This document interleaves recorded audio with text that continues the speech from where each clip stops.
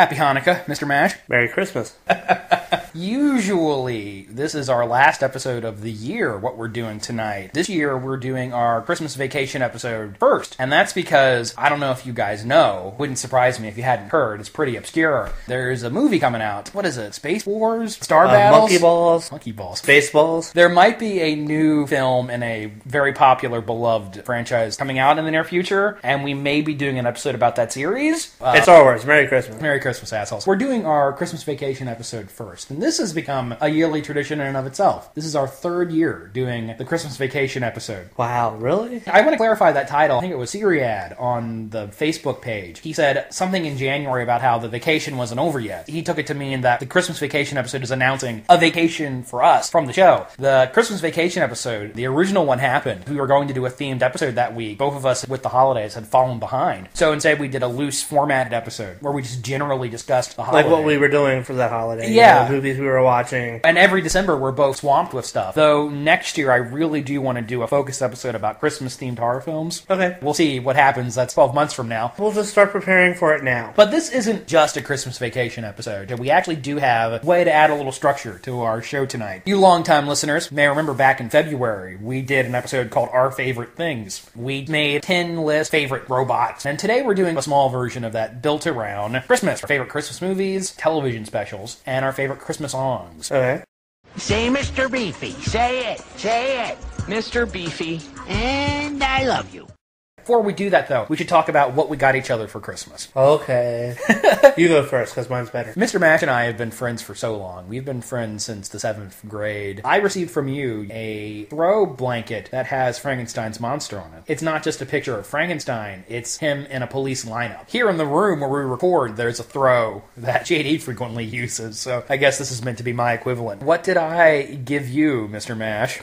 You gave me a Mr. Beefy. Maybe we should clarify what that is. You gave me a Mr. Beefy action figure, which is the dog from Little Nicky, for those of you who may not know. And I would forgive them if they had forgotten. We were in your car in the parking lot at Monster Mania. I kept doing like Mr. Beefy quotes. Yeah, the quotes. Because they're like the funniest thing about that movie. I'm not really a fan of that film. And I said to you, did you know there's a Mr. Beefy action figure that McFarlane did a whole line of Little Nicky toys? And you were like, wow, if they have it here, we're getting it. And I said, they don't have it here, I'll get it for you for Christmas. And lo and behold, last Friday, you unwrapped a Mr. Beefy. Yes, but what makes it so awesome? Yeah. Not only is it an action figure, it has an action feature. You pull the leg back, yeah, and he goes, yeah, that hurt the both of us. Yeah, the toy talks, yeah. The really funny part is not only does he have a sculpted dick in which the missile fires out of, but the dick turns to the side and fires the missile. Toy has 2 points of articulation, and one of those points is its penis. Some sculptor working in Todd McFarlane's studio sculpted that dog dick, and they turned that prototype into a mass production model that was sent to China. Chinese people on an assembly line in a factory screwed that dog dick on. The toy shoots a missile out of its cock. We were both in our 20s, but we laughed like a pair of 6-year-olds. It's brought me some of the most joy that any toy has ever brought me. I think it's the best thing I've ever gotten you for Christmas. I think it's the best thing anybody's ever gotten me. That was our gift-giving occasion. So now let's get to our list. I just wanted to share that with you, and hey, it's film-related.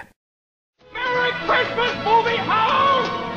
Merry Christmas, Emporium!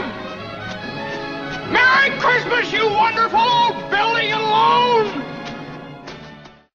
Top 5 Christmas movies. Now, there are a lot of Christmas movies, Mr. Mash, and most of them are terrible. Most of the recent ones, especially, are terrible. Christmas movie, for me, either needs to be entirely sincere, or it needs to be entirely antagonistic to the whole concept of Christmas. It either needs to embrace the season, or it needs to tear the shit out of it. Every year, there's a new shitty Christmas comedy. John Goodman was in some shitty Christmas movie this year. A lot of these crappy PG-13 family Christmas comedies, they always try to be real snarky, and then at the end, everybody loves each other.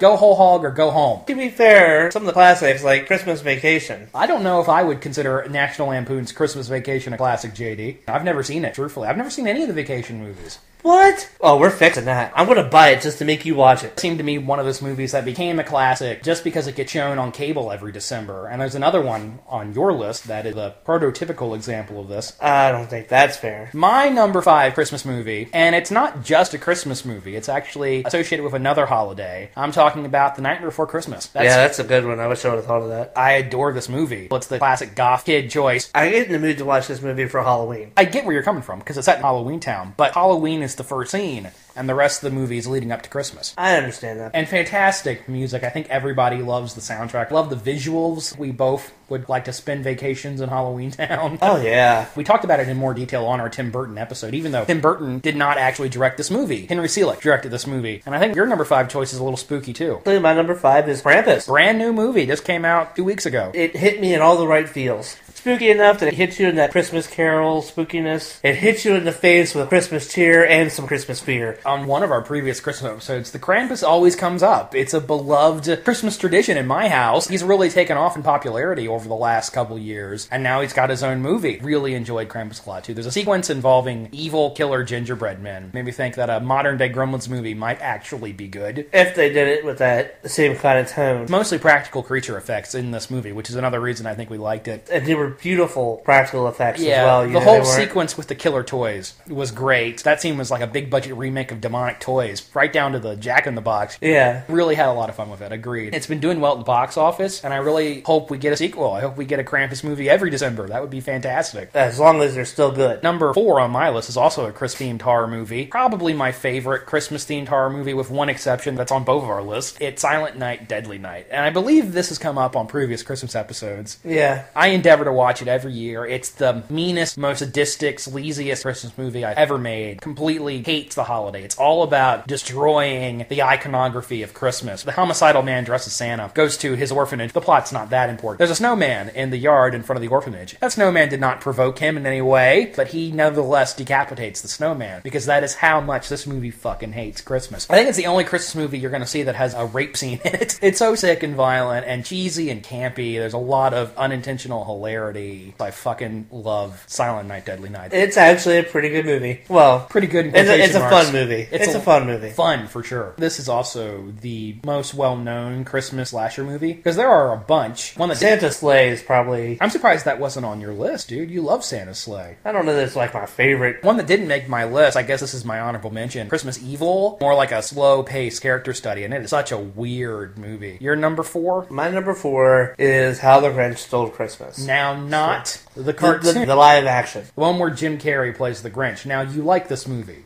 I do. I like the movie. Really? Yes. Do I need to explain why? Please do. Explain yourself. Elaborate. Add some depth to the Grinch character. It doesn't make him this evil guy that all of a sudden gets his heart filled with Christmas cheer. I like the idea of there being more of a build-up to his hatred of Christmas. And that's explicitly one of the reasons I dislike it. It was actually just announced not too long ago. They're doing a CGI Grinch movie. The same people who did the Lorax film, which I did not like, are doing a Grinch feature. All of the Dr. Seuss adaptations always have to add so much padding to make these very short stories into feature-length films. Even the best one, which I guess was the Horton Hears a Who movie, wasn't really that good. It had that same problem. Yeah, but the worst one is Cat in the Hat. That film's a hate crime. I don't like this movie. It's too manic. Jim Carrey is playing Jim Carrey. I hate that fucking song, Christmas, Where Are You, or whatever. Where are you, Christmas? Yeah, that's the one. We need to sing more on this show. Is that sarcasm? Maybe. Production design is fantastic, though. Something else I was going to bring up before you cut me off. The Grinch looks cool. Yeah, Rick Baker did the effects for this film. I feel like it's the best Dr. Seuss adaptation. There's boob jokes in this movie, in a Dr. Seuss movie. You have to have something there for the adults that are there to see it.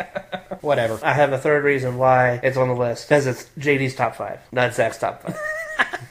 My number 3 is a cliched pick. Generally tops most people's favorite Christmas movie list. I rewatched it just recently, and I can say with all honesty, I really love this movie. It's a Wonderful Life. I don't think I've seen this one all the way through. That's very surprising. This plot is so referenced in television that people have almost forgotten where it comes from. What really makes It's a Wonderful Life powerful, it's not just George Bailey who has a wonderful life. It's anybody. If any of us were unborn all of a sudden, there are people who are affected by all of our lives. The powerful message behind behind this movie, and wonderful performance from Jimmy Stewart. And what I love about this movie, and what I love about Frank Capra's films in general, is his ability to find the small moments. George Bailey's life goals is to leave Bedford Falls and to have adventures all over the world. Insinuating circumstances forces him to stay home. There's a scene where he realizes that he's never going to leave his hometown, and the camera focuses on his face as he very quietly moves down the hallway. Good filmmaking, man. And I love the scene where he really gives Mr. Potter what for. You're just a scurvy little cider. Every time a bell rings, an angel gets its wings. Zuzu's petals. Like I said, I've never actually seen this movie all the way through. Wow. Because I remember it being really long. It is like a 2-hour and 10-minute movie, yeah. For what I remember, it lingered on to the point that I lost interest. The last time I tried to watch a movie, I was a kid. And my favorite thing about the Pottersville sequence, what really, really upsets him, is not that his brother's dead, or that his hometown has become a den of sin with strip clubs and porn theaters everywhere. It's that his wife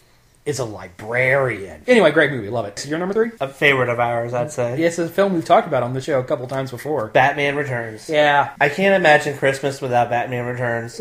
A must-watch. We're going to watch it after we're done recording. There's just something that warms your heart about watching Batman beat the crap out of Penguin, Catwoman, clowns. It says Christmas like a deformed penguin man threatening to murder all the firstborn sons in the city. Exactly. I was saying to you off mic how I really associate Batman with Christmas because of this movie. We were also talking that this is probably our favorite Batman movie. Yeah, I don't think it's the best Batman movie. Batman Begins or Dark Knight Rises are probably better movies than this one. This is my favorite. Our favorite. We're not saying it's the best. It does take a lot of liberties with the source material. The version of Penguin in this movie deviates wildly from the version of the but you comic. know, it's like my definitive Penguin. Him and Burgess Meredith. And I love Danny DeVito. Oh my god, he chews the scenery. Christopher Walken, Michelle Pfeiffer. It's such a weird psychosexual movie. I know at the time when it came out there was some controversy. It was being marketed to kids, and a lot of parents groups said this movie really isn't appropriate for children. And it's not. We watched it as kids anyway. You know that whole subtext about Catwoman being a dominatrix? Not so much sub in this movie, so to speak. It's dom-text in this movie. I don't know if it's my favorite Tim Burton movie because it's Edward Scissorhands, which I adore as well, which is also a Christmas movie, now that I think about it. You have anything else to say about it? No. Bruce Wayne, why are you dressed as Batman? Because it is Batman, you moron. Moron. Our number 2 choice is the same. Be ready? Gremlins. This movie signals the start of the Christmas holiday for us. We always kickstart Christmas with Gremlins. Yeah, the first time you and I get together in December, which is usually the first Friday, we watch this movie. We always do. We've been doing it for years. It slowly became a tradition. Gremlins is one of the most Christmassy Christmas movies. You even wanted to watch it once in the summer. It's like, no, man, we gotta wait until December. Yeah. Last November, we did our little Monsters episode. Talk about Gremlins in a lot of detail. Gremlins 2 may be a more tonally consistent film, but I think the first one... It hits you right in the right spot. It's got the horror, it's got the comedy. Talking about a Christmas movie that tears the heart out of the holiday when Phoebe Cates... That's how I found out there's no Santa Claus. Oh my god. You want to tear up, you're about to cry, and this drops that line. It's hilarious. And that's how I found out there's no Santa Claus. It is and both, you're like, ah! It is both funny and sad. You're so sick of the commercialism of the holiday, and I think everybody gets the humbugs when it comes to that kind of shit. It is rammed down your throat from the middle of September. Yeah, tell me about it. Yeah, especially for people who work in retail. And this movie, it's all about destroying that. Gizmo, he's a pet. His father bought for him as a gift, so the whole movie is about the evils of consumerism. When he first makes the evil Mogwais, his dad starts saying, The pelts are pets. The pelts are pets. So the original screenplay was a lot darker. Obviously, Billy's mom got killed, and there was a scene where the gremlins attacked McDonald's, and they killed and ate the people and left the food. It's funny. Talking about the anti-capitalism theme, what about Mrs. Daigle, this greedy old woman who definitely gets hers? She has a moment of realization. They're finally coming for me or something. Yeah, she knew what she was doing. She knew that she was being evil, and she was accepting the consequences. And they kill the guy that drops mail into the mailbox. Do you see him dead? But okay, but they have him by the arm, and they're dragging him in, and the priest is sitting there. The priest lets it happen. Yeah! You know, there's a fucking demon trying to gnaw this guy's arm off. Where's the holy water, bitch? Yeah, really. We love Gremlins. We've talked about it before. We're probably talking about it again. It's a Christmas tradition for sure. My number 1 Christmas movie, and I'm not going to apologize for this. It's a movie I love. Watched it probably every December from the time I was a little kid. The Muppet Christmas Carol. There's no version of the Christmas Carol on your list, JD. Yeah, I just feel like it's overdone. Oh, for sure. There are some really good definitive versions of that. Yeah, the George C. Scott version is fantastic. Except it being Jim Carrey, I like A Christmas Carol, the animated Yeah, the movie. Robert Zemeckis one was okay. What do you think about Scrooged with Bill Murray. I enjoy that one. That's because it's Bill Murray. Yeah, agreed. But The Muppet Christmas Carol, it's the ultimate Christmas Carol movie to me. It's the version of the story I relate to. It was my first introduction to the story. As for many people, I love Paul Williams' music. The Marley and Marley song is fantastic. And I love that Gonzo is in the movie as Charles Dickens, so it adds this meta-textual element, and he will comment on events as they're happening. There are two moments that really speak to me, where Gonzo is narrating what's happening in Scrooge's bedroom as him and Rizzo, his sidekick, are outside. And Rizzo says, "How do you know that?" And Gonzo says, "Oh, I'm the author. I'm omniscient." Or later, Rizzo says, "Gee, this is getting kind of spooky. Weren't you worried about the kids in the audience?" Gonzo says, "Oh, it's okay. This is culture." I really like this movie. It is a really good Christmas movie. Oh, yeah, fantastic. And Michael Caine as Scrooge, I love. He's one of the most remorseful, sad Scrooges. I feel like he's done the best of the Scrooge performances. There have been so many. But of the ones that I've seen, I feel like he's the best. If he's not, then it's gotta be George C. Scott. Oh, yeah, I love that version, too. That's probably the definitive. If you want the version that is basically the book translated to screen, that's the one you want to see. I don't think they left anything out. I love Muppets Christmas Carol. So what's your number one Christmas movie, JD? A Christmas Story. So what you're saying is your favorite Christmas story is? A Christmas Story. A Christmas Story. And here's why. I understand that a lot of people that don't like the movie say that it's overplayed. Jeff, they play it for 24 hours on Christmas. Or that it's tacky, but here's why it's my favorite. It doesn't have the traditional movie Christmas. So what you're saying is this film more accurately reflects Christmas as you remember it? Yeah. I mean, it's a more accurate view of Christmas in general. Growing up as a little kid in the 1940s. Well, just in general. Go back and listen to last year's Christmas Vacation episode. You hear JD being aghast that I've never seen A Christmas Story. In the intervening year, I finally sat down and watched A Christmas Story, and I gotta tell you, I didn't really like it that much. That's your opinion, but it shows what a family without very much money does do Christmas. Plus, it goes into how the kid views Christmas. Son from Ralphie's point of view, talk about the Red Ryder BB gun, talks about how much he hates getting told he'll shoot his eye out. I really hated the scene with Santa Claus. That was more disturbing than any Christmas-themed horror film I've ever seen. That was the point. Maybe. Note of trivia, Bob Clark directed this movie. He also made Black Christmas, which is another great Christmas set horror movie. Well, anyhow, that's why I like it. It's extremely episodic. You can tell this film is based off a collection of short stories. There are incidents that happen that don't really connect overall to the main plot, which I think is why it's so popular on TV. People can drop in for 10 minutes or half an hour and watch it and then come back to it and they haven't missed anything. Sure. Don't believe the hype. You've got an honorable mention on your list. Jingle all the way. Jingle all the way. Those are my cookies. Put the cookie down! Put the cookie down! Now! I'm not the pervert. I just want the Turbo Man! I rewatched this movie this year, and it's really not a good film. But you see why I find it entertaining. Oh, I mean, it's Arnold. I don't think it's a good movie. It's an hour and 30 minutes of Arnold screaming at people. The last half hour, he's flying around in a Turbo Man. So ridiculous. I mean, who has never wanted to see Arnold in a superhero outfit? This movie delivers. I think one of my favorite things about Jingle All the Way is the utter contempt everybody has for Booster. Yeah. When Booster falls off the float at the end, all the kids just start hitting him. Yeah. Poor Curtis Armstrong. Anyway, yeah, it's a terrible movie. That's Booger, right? Yes, it's Booger from Revenge of the Nerds. Happy birthday!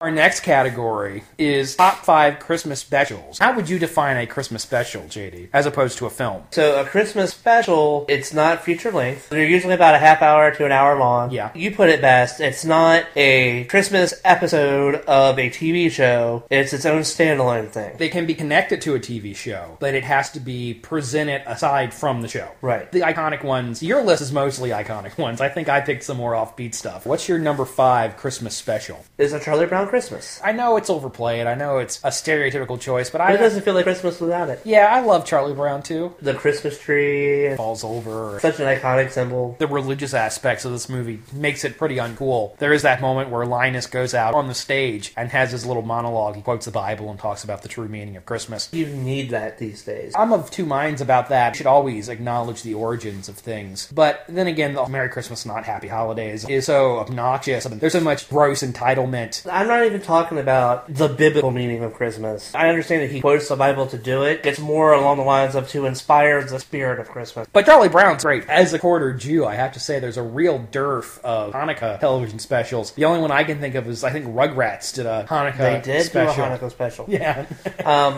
No, it's super iconic. Nice, peaceful, relaxing movie. Love the soundtrack, too. Ignite that spark Christmas in you. It's good to put on in the background while you're decorating the tree. Yes. My number 5 choice is your number 4 choice. It's Santa Claus is Coming to Town. The rankin-bass Christmas specials are super associated with the holiday, and you've got 2 more on your list. And don't get me wrong, I like Rudolph, I like Frosty, and I even like A Year Without a Santa Claus, though I do believe it is somewhat overrated. And the thing I like about Santa Claus is Coming to Town is it's the Santa Claus origin story. Very nice. They think of very organic ways to incorporate most everything we associate with Santa Claus. He sneaks into people's houses and gives them gifts that way. It's because he was an outlaw in Somber Town. His toys are outlawed by the Burgermeister. Yes. He wears a red suit because the dwarves that raised him as a child wore red suits. You know, obviously all these rankin-bass specials are hokey as hell, and you have to watch them through a somewhat nostalgic lens. Yeah. This one is genuinely pretty good. I approached a lot of my top 5 with, could I imagine Christmas without watching them? Christmas is the most nostalgic of all holidays. Big to differ there. Halloween's pretty fucking amazing. That's nostalgic, not best. Oh, okay. We all know that Halloween is objectively the best holiday. It's less stressful. It's the only holiday where you're allowed to be totally selfish. The songs in Santa Claus is Coming to Town, put one foot in front of the other. They're so stupidly catchy. Yeah. And what do you think of Mrs. Claus? She was a babe when she was Right? young. Yeah. It is probably my favorite of the rankin-bass specials, though obviously I have a nostalgic connection to many of them. Not Nestor the Long-Eared Christmas Donkey. I hate that. I really hate Little Drummer Boy. Oh, that one is not good at all. It's so creepy. Well, aside from that, I hate that song. That song Oh. annoys me. Well, it gonna pisses me off. We're gonna have some things to discuss here in a minute then. You'll need to go to your number 4. My number 4 pick. Because Charlie Brown is so iconic, there are a lot of comic strip characters that got Christmas specials. And this is an example of a comic strip that was popular at the time, and these days is very overlooked. It's called A Wish for Wings That Work. It stars Opus the Penguin and Bill the Cat from Bloom County, which was a comic strip that was popular in the 80s. Because it was very political, very specific to the politics and the pop culture of that time, it hasn't aged well at all. Have you ever heard of A Wish for Wings That Work? But I don't know that I've ever seen it. It's about a penguin named Opus who, for Christmas, wants to fly. So he writes a note to Santa Claus saying, this is his wish for Christmas. And Is it his grown-up Christmas list? No. Bill the Cat was designed by the creator of the comic strip, Berkeley Breathitt. He wanted to make the anti-Garfield a character that was not appealing at all. Bill the Cat throws up a fireball and is in garbage the whole movie. A weird, quirky special. There's a sequence where the penguin goes to a support group for other flightless birds. A Kiwi there is complaining about how his ex-wife left him for an albatross because his wings were so much bigger than his. The penguin has a dream, and the dream is live-action footage from a movie from the 30s called Lost Horizon. He's piloting an airplane, but the airplane's crashed because penguins can't fly. Sounds stupid. Alright, mister, what's your number 3 pick? My number 3 pick is Frosty the Snowman. Frosty the Snowman. Jimmy Durante. 2 eyes made out of coal. Tumpity, tump, tump, tumpity, tump, tump. Yeah, you know, Look at Frosty go. when I rewatched it most recently, I noticed Santa Claus is a total deus ex machina. Frosty's melted, he's dead. He sacrificed himself for his female partner. Santa Claus appears and does some fucking magic, and Frosty's back together. And it's for kids, I get it. Wish that they had ridden themselves out of that corner a little more organically. My thing with Frosty is I can't imagine Christmas without him. Anytime the actor who voices Frosty, and I cannot remember his name, but occasionally he showed up in other stuff. I know he did an episode of Kolchak the Night Stalker. When I was watching that, this guy starts talking. I'm like, this is Frosty the Snowman! Something I've noticed about all these rankin-bass And this is another one, even though it's not stop motion, it is rankin-bass, yeah. is that Santa's kind of a dick, with the exception of this one. And I'll talk about it later. He's definitely a dick in your number 1 pick. It's a stressful job for Santa. Oh, I do like Frosty. My number 3 is a little bit of a cheat. It's definitely a part of a TV show, but I'm justifying it by saying it aired in prime time. It's longer than a regular episode, so I'm saying it counts. It's an episode of a cartoon series called Invader Zim, and it's entitled The Most Horrible Xmas Ever. If you don't remember Invader Zim, cartoon show that aired on Nickelodeon back in 2000. An alien's come to Earth to conquer us, but he's an idiot. He's completely incompetent. And in the Christmas special, Zim decides that Christmas is the way to take over humanity. Kidnaps a bunch of mall Santas, sucks the Christmas spirit out of their heads, and puts it into a biomechanical suit he wears, and he presents himself to the public as Santa Claus. It features some criticism of Christianity that is not subtle at all. Keep in mind, this is a kid's show. Zim as Santa appears, all the newscasters say, Santa has returned to his chosen people! Santa is here to lead us to salvation. It's not subtle at all. It features a fascist Christmas carol called Bow Down Before the Might of Santa or Be Crushed by His Jolly Boots of Doom. Santa presents a flag that is a swastika made of candy canes. Oh my god, I forgot caught that. It's the only Christmas special to feature a reference to Neon Genesis Evangelion. The hero of the series has to destroy Santa Claus to save the world. Santa's suit is destroyed. It bleeds cranberry juice. Does it explode in a cross? No. I don't know how they put this on the air for kids. Zim's following is not among children at all. It was always popular with teenagers. So your number 2 choice. How the Grinch Stole Christmas. The cartoon. The cartoon. The good version. Who did the voiceover for this? Boris Karloff. I've always loved that. I love the song. I love the dog, Max. The Grinch himself even carved the roast beast. Thurl Ravenscroft, Tony the Tiger, sing that song. Frequently misattribute it to Karloff. The Seussian absurdity. It's made for animation. It's why the live-action versions, in my opinion, never work. The Who Hunkers and the Dude Dribblers, all the noise. When the Who's are carrying the Christmas tree into town, and you see this procession of Who's that get increasingly smaller until the one in the middle is microscopic. That's some good cartooning there. So, you have anything to say about it? I'm dominating this episode. Well, I know you won't even get a word in edgewise. And then you go and you say everything I have to say about the damn thing. Oh, I'm sorry, I'm so concise. Jeez. I like the way that they link the Grinch's movements and stuff in the animation of the film to the song. And the animation is beautiful and still holds up. Oh, yeah, it still looks great. The character designs are great.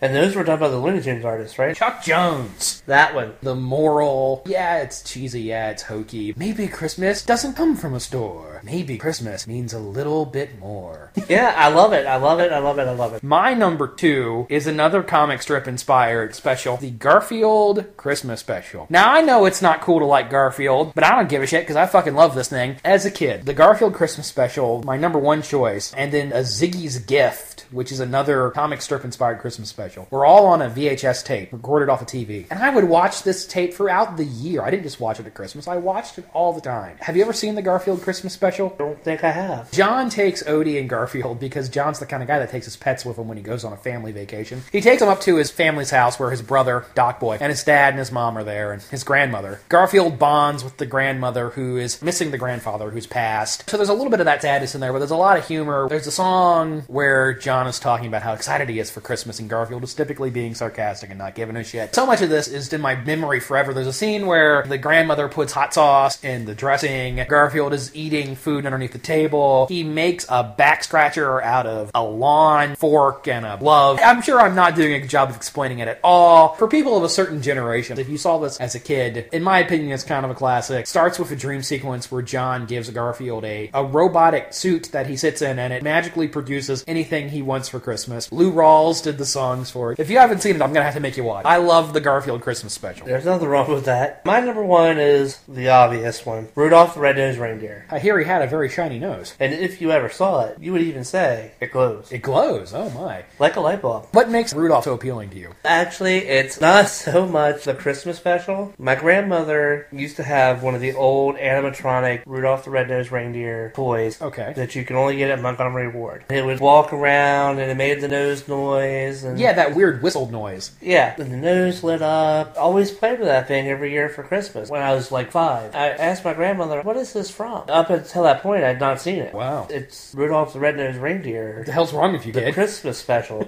Well, what's that? I've never seen it. Rudolph the Red-Nosed Reindeer came on TV. She recorded it for me. So it gives me all warm feelies. That's a good Christmas memory. You mentioned earlier how Santa's kind of a dick in this. Everybody's a dick to Rudolph. Own father rejects him. But Santa is supposed to be the ultimate symbol of kindness. He's a complete dick in 3 of these rankin-bass movies. Well, a nose that glows like a light bulb is not really that severe of a deformity, I don't think, and yet everybody treats Rudolph like he's got a 3rd leg growing out of his head, or a 5th leg, I guess, since it's a deer. I love the Bumble, the abominable snowman. Yeah. Yukon Cornelius. Oh, yeah, he takes out the teeth. Hermes. Silver and gold. Oh, but we didn't mention Burl Ives. Silver and gold. Burl Ives as Sam the Snowman, and that's why all these Rankin-Bass specials have some washed-up celebrity from the 50s narrating them. You have Burl Ives in this movie, you have Jamie Durante and Frosty Snowman, you have Fred Astaire and Santa Claus is Coming to Town. But my number 1 pick for favorite Christmas special, and this is a movie that means so much to me. It's a film I have a very personal connection to. It's a film called The Snowman. It's based off of a graphic novel by Raymond Briggs. Have you ever seen The Snowman? No. It's around Christmas time, and a boy has the day off from school because it's a big snowstorm, and he goes outside and he makes a snowman. At night, the snowman comes to life. Him him and the snowman have some adventures together. There's no dialogue in the film at all. Both my mother and my father have told me this. As a young child, I would sit and watch the snowman in complete captivated silence for a half an hour. I was fascinated by this movie as a kid, and it's beautiful. It looks like a moving painting. It is so beautifully animated. And there's a sequence where the snowman grabs the boy, and they go running off into the sky, and they fly across the world at night. A choral song called Walking in the Air plays, which is a beautiful song, and it's a beautifully animated sequence. And what I love about the snowman is that it has a bummer ending. This boy and the snowman have this magical night together. It is indeed a Christmas special because they go and visit Santa Claus, and Santa gives him a gift. He gives him a blue scarf. The boy goes to bed, and the next morning he wakes up and he rushes outside, so excited to see the snowman, and it's melted. The snowman is gone. And that's when he pulls the blue scarf out of his pocket so that it wasn't a dream, it really happened. But it has that melancholy, sad, downbeat ending. The thing with Christmas is it is a fucking depressing holiday. The end of the year, and you're looking back on the year and all the things that you didn't accomplish, all the shitty things that happened to you over the year. And it's a very melancholy time of year for me. I adore The Snowman. It's such a beautifully done film. Powerful film. A couple years ago, they did a sequel called The Snowman and the Snow Dog that was very disappointing. Anyway, if you haven't seen it, I recommend it to everybody who likes Christmassy stuff. So I've just spoiled the ending for you. But you gotta talk about the ending. You've got an honorable mention. I do? Yeah, you do. A Year Without a Santa Claus. The Year Without a Santa Claus, is it officially a sequel to Santa Claus is Coming to Town? Got Mickey Rooney voicing Santa. Really? So I guess it is a sequel then, isn't it? I suppose it is. People really don't remember the Santa Claus antics in A Year Without a Santa Claus. They remember the Miser Brothers. Especially that song, I'm Mr. White Christmas, I'm Mr. Snow, I'm Mr. Icicle, I'm Mr. 10 Below. Nobody cares about the rest of that. Do you go in for any of the traditional things in the boy household Christmas time? Oh yeah, most of them really. Presents, tree, decorations, agents sliding down the chimney. What? I was just seeing if you're paying attention.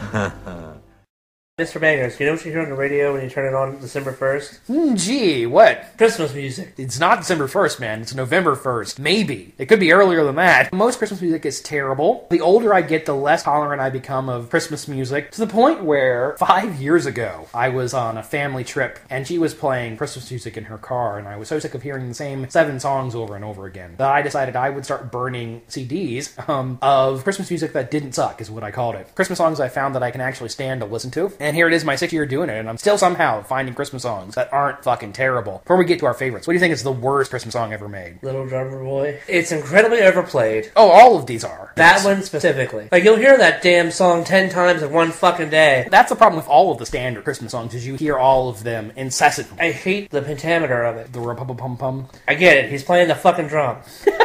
That's certainly a valid choice, but you're wrong, because the worst Christmas song of all time is Christmas Shoes. Oh, okay. I'm not worthy. You concede. I'm not worthy. It's still one of those songs that you don't feel like your Christmas is complete unless you hear it. No, I could go the rest of my life I hate it. and not It's the hear worst that Christmas goddamn song. It is the worst Christmas song, but I still feel like I have to hear it at least once. Patton Oswalt does a hilarious evisceration of the Christmas Shoes. Look that up on YouTube. My number 5 pick for favorite Christmas song. It's a song by an artist named Graham Parker, and it's called Christmas is for Mugs. You might notice my favorite Christmas songs usually have less to do with the holiday. They're story songs that are set around Christmas. And the premise of Christmas is for Mugs is a man is looking for a gift to buy his girlfriend. First, he buys her a candelabra that breaks. The second verse of the song is something like, found this little sex shop that was written about in Time Out, and I bought you something that would make you scream and shout, but the batteries run out. And the chorus of the song is him yelling, people talk about the mistletoe and the love, but all I see are lager lout, shoplifters, and thugs. So fill mine up because Christmas is for Mugs. It's about getting wasted at Christmas because it's such a miserable holiday. Okay. I really have no familiarity with anything else this guy's done. Maybe I should look him up because I really like this song. We've all felt that way around December. I think we all have to hit the nog to make it through the holiday sometimes. So my number 5, and you're going to hate me for it. I already hate you for it. Last Christmas by Wham. Oh my god, George Michael should cook with his own stuffing and buried with a steak of holly for his heart for this monstrosity. I feel like you should appreciate this song. Why? Because it talks about someone I who... have shitty luck with women? Yes! And they always break up with you at Christmas time. Christmas time especially. I usually get to feel into single blues. I think everybody who's single does. Just ladies. It makes me feel like there's other people out there to deal with this shit. I hate the song because the melody is so monotonous and repetitive. Yeah, but it's catchy as hell. It is, in the worst way. Like, if you have a really catchy song in your head and you're sitting there doing monotonous work, if you sit there going, last Christmas, I gave you my heart, and the very next day you gave it away. This year to save all my tears. It's Save Me From Tears. Well, Fuck this stupid song. That's what I say to that. You know what you're really going to say, though? In about 10 minutes? Fuck that stupid song!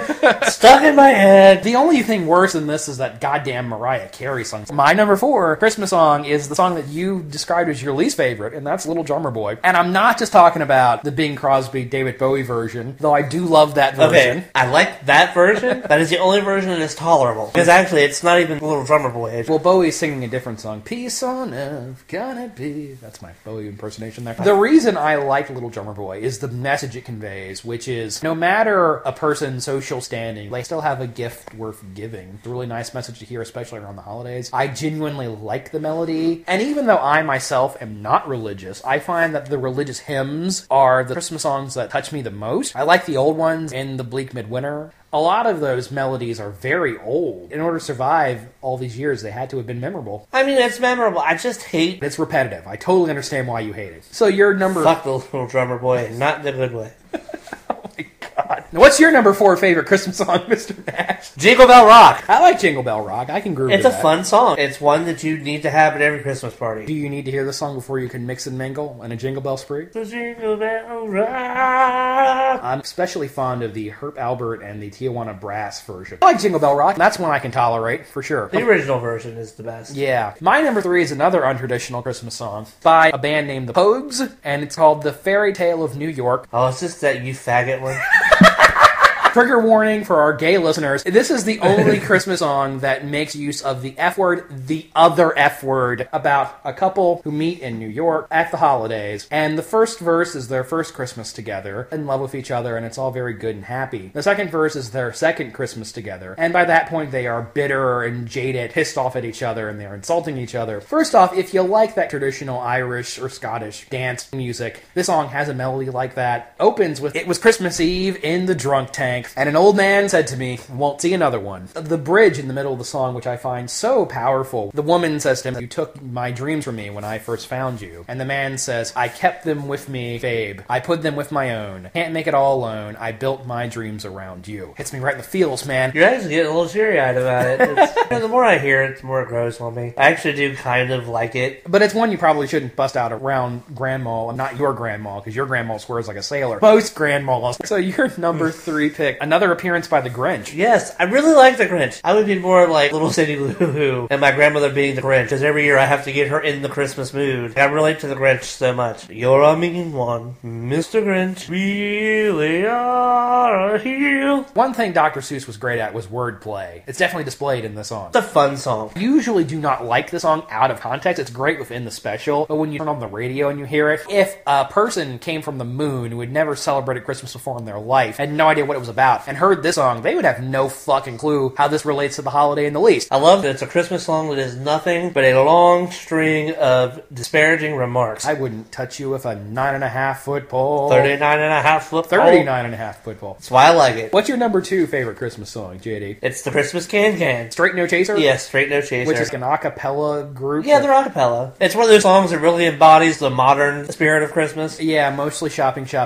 Not fair if you're Jewish. Well, I do like to shout out to the Jews. The cute little touches they do in it. When I first heard the song, I liked it, and then I heard it again. Like most Christmas songs, it got overplayed, and I became sick of it. You know, it's funny. I like Christmas Can. It's a cute number. That's my Christmas life, is that constantly dealing with shopping.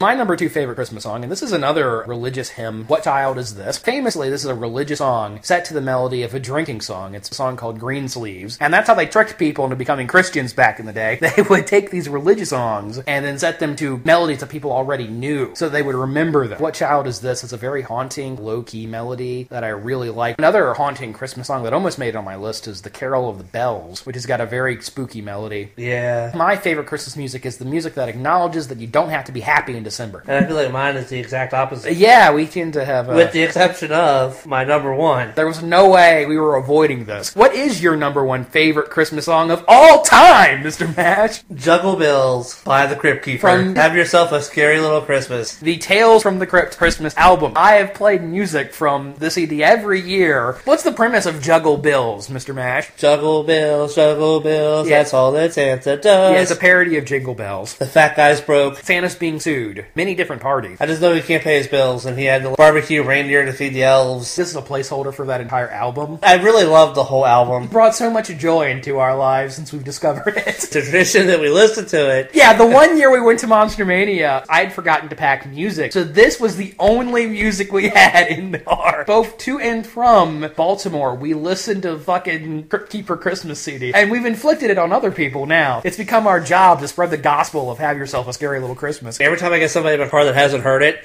and I don't care what time of year it is. 4th of July. There's a Tales from the Crypt Christmas album? And yes, and I have it. And here's what it sounds like. Poor unexpected victim. I'm so used to hearing it now that I can't even tell if it's good or not. Distasteful as hell. It's incredibly poor taste. There's no profanity or anything. Why Juggle Bills? Out of all the classics on that CD, like Deck the Halls with Parts of Charlie, or We Wish You'd Bury the Misses. Why Juggle Bills? As long as I think of I want to be happy for Christmas, but I got these fucking bills to get in the way. That's the one that John Cassier was having the most fun with. It's definitely an upbeat number. Tone of the song is happy, but the lyrics are very depressing. Classic. I'm so glad you brought it up. I couldn't let it go. My number one favorite Christmas song of all time. Love this song. It's by a band named Low, L-O-W, and it's called Just Like Christmas. And the premise of this song is these people are traveling through Europe. They're on their way to Oslo, Germany. It starts to snow on the way there. The man says it was just like Christmas, but the woman corrects him and says it wasn't like Christmas at all. By the time they get to Stockholm, the snow has ceased, and they get lost on the way to their destination. But she says it made them feel so young, it was just like Christmas. And that, to me, gets at the whole message of the holiday. It's not about the gifts or the tree. It's about being together with the people you love and the people you care about, and recapturing that sense of childhood nostalgia and happiness that we're all hopelessly chasing after. Really a fantastic melody. Look it up if you haven't heard it. It's a classic in my household, and it's my all-time favorite Christmas song. What's your honorable mention? A Wonderful Christmas Time. I hate that song. It has the cheesiest synth rip. But that's what I like. Way to bury all the goodwill you created while you were a Beatle, man. Another honorable mention, another ex-Beatle standalone. John Lennon. So This Is Christmas? Yeah, War Is Over. That song bums me out. It's a war protest song disguised as a Christmas song. I know, but I like it. It's got a pretty melody. Though it's another one that's been covered way too many times. I only like it if it's the John Lennon version. He's the only one that can do it, right? Yeah. I have two honorable mentions. The first of which is by a band named Guster. I have no familiarity with anything else they've done. But it's called Tiny Tree Christmas. Somebody who, against their best intentions, getting into the Christmas spirit. They're too hip for it, they're kind of grouchy, but inevitably they're won over. And then I also love Jesus Christ by Big... Oh shit, I forgot to mention Come All Ye Faithful as sung by Twisted Sister. To the tune of We're Not Gonna Take It. Yes, I'm sorry, but Last Christmas has to go. You're amending your list. I'm amending my list. My number 5 is Come All Ye Faithful. As performed by Twisted Sister. As performed by Twisted Sister. I could have filled a whole list with heavy metal Christmas songs, ultimate of which is Christmas with the Devil by Spinal Tap. Christmas with the Devil! The elves are dressed in leather and the angels are in chains. The sugar plums are rancid and the stockings are in flames.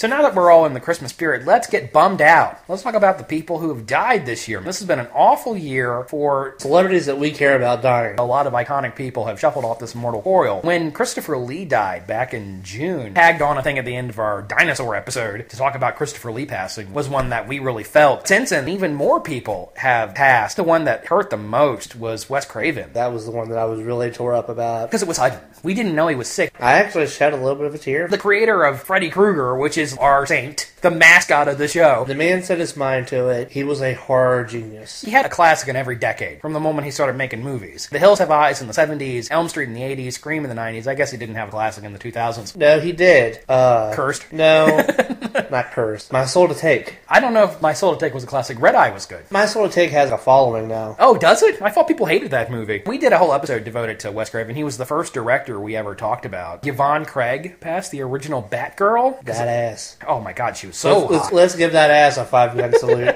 I bet you, as a Batman fan, especially as a fan of that incarnation of Batman, that was when you felt. Oh, yeah. And I had the hugest crush on Batgirl when I was little. Whether or not you had a crush on Batgirl or Catwoman really dictates your taste in women from that point on. Well, I had a crush on both. Okay, so you like both good girls and bad girls. Oh, yeah. Roddy Piper passed away. I'm not into wrestling. I've never been into wrestling. Most of my friends are into wrestling. I've developed an affection for a late 80s, early 90s era of pro wrestling that I had no interest in. Well, I feel like this one hit us hard. We had like 3 opportunities to meet him. All 3 times he was going to be at the horror convention we went to in October, and he, of course, passed before. It was like 2 other times we could have met him. And I guess we know now it's because he was sick. He had lymphoma. The pro wrestlers always go young because of what a hard career it is. You know, we lost Dusty Rhodes, the American Dream, this year as well. You know, Leonard Nimoy died. Oh, God, I know. And I don't even care about Star Trek. Spock is objectively the best character from that series. I don't care what anybody says. That's debatable, but... Unless it's Khan from Wrath of Khan. Not from the original Not the original. You're Tom Sulu. I am a pretty big Star Trek fan, so losing Leonard Nimoy, it's getting harder. We also lost the actress who played Yeoman Rand. How much longer before we lose Shatner? That's gonna suck. Shatner is never going to die because he's mostly plastic. Robert Zadar died. Oh, no! The man with the massive face, the maniac cop himself. Zadar rejoined the Zadors. Robert Zadar was my favorite reoccurring gag. He was such a weird dude. He was just a weird-looking dude, and he was in such an odd string of movies. I made my banner on my Facebook page, Robert Zadar, for several months in honor of his passing. Betsy Palmer, the original Mrs. Voorhees, passed. Oh, no! Oh, come on, you know that hurt a little bit. They didn't even have her in Freddy vs. Jason. No, she never came back. She hated the movie at first. Over the years, she did so many horror conventions and saw how much the film and her character meant to people that she developed an affection for it. We lost Omar Sharif. We lost Dick Van Patten, who will be the random cameo in Weird Al's videos from now on. B.B. King. We were talking about the Killer Shrews not long ago. James Best, the star of the Killer Shrews, passed away. Oh, no. Rod Taylor from the original Time Machine passed this year. Wow. James Horner, film composer who did lots of great scores. Gunnar Henson, the original Leatherface, passed away recently. It was a hard year for famous people that we care about.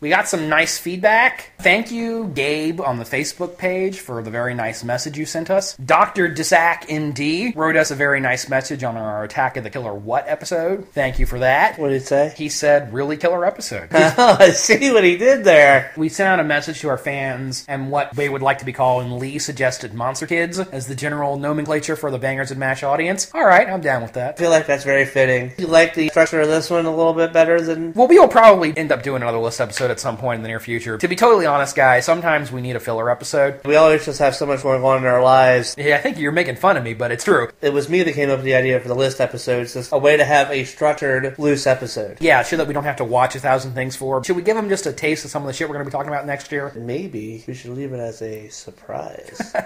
Certainly a lot of stuff coming up next year. The Bangers and Mash show is not going anywhere. What is this, our 5th year we're going into now? Has it really been 5 years? Holy cow. Great Scott! If you want to send some Christmas cheer our way, you may do so. You can email us at bangersandmash88@yahoo.com. It's the word bangers, letter N, word mash number 88@yahoo.com. You may find us on Facebook at www.facebook.com/TheBangersandMashShow. I'm ready to crack open some eggnog. Oh man, eggnog sounds good. Merry Christmas, Happy Hanukkah. Guten Tag. Guten Tag. I don't know. Tidings of comfort and joy. Santa Claus went broke just the other day. Then his friendly bank repossessed his sleigh. His costs have all gone up, his profits are way down. This Christmas poor old Santa Claus ain't coming to your town. Juggle bills, can't get through the stack. It ain't no joke, the fat guy's broke, there's not much in his sack. Jack, Santa Claus is sporting quite a frown. It makes him sick to think Saint Nick ain't coming to your town. Santa has a list, a shorter one, I fear.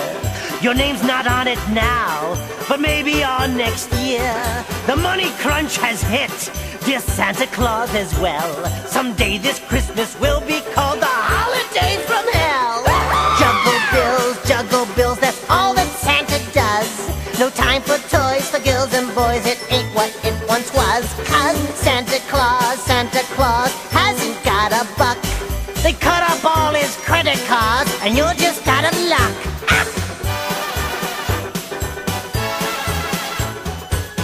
tightening his belt. He's even lost some weight, a shadow of himself.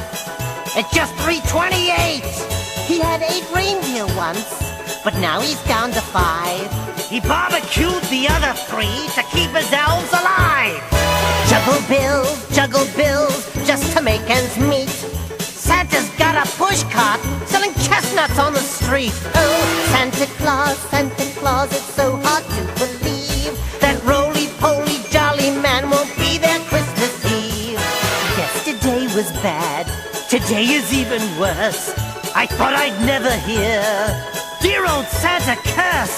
This damn financial crunch has turned us all to boobs. Santa's life as well as ours have all gone down the tube. Juggle bills, can't get through the stack. It ain't no joke, the fat guy's broke, there's nothing in his sack. Jack, Santa Claus, the bottom line is clear. The ink is red, I think we're dead, no Santa Claus this year.